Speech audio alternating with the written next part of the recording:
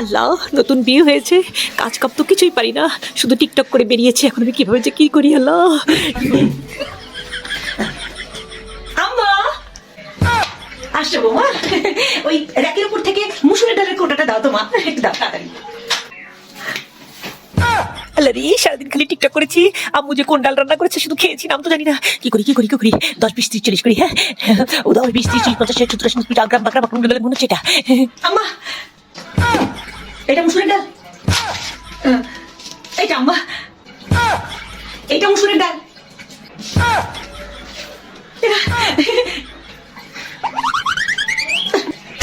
মাপ চাই বৌমা, মাপ চাই। তুমি যাও, তুমি রাখো। যাও, ঘরটা ঝাড়ু দিয়ে ভালো করে মুছে ফেলো তো, যাও ঝাড়ু দিয়ে মুছে ফেলো, যাও। আমি আমি করে নেবো, রান্নাঘরের কাজ আমি করে নেবো, যাও যাও। আমি তো বাবার রাজকুমারী, সুন্দর করে ঘর মুছতেছি। লা লা লা লা লা লা।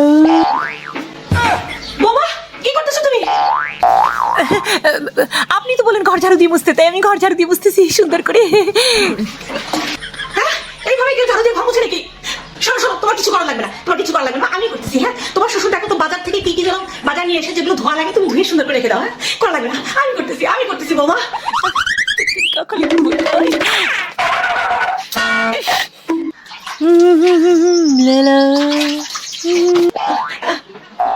বৌমা কি করতেছো? আপনি তো বলেন বাবা বাজার থেকে যা যা নিয়েছে সবকিছু ধুতে, আমি ধুচ্ছি আম্মা। মানে তুমি পাতিলের মধ্যে কি ধুচ্ছ?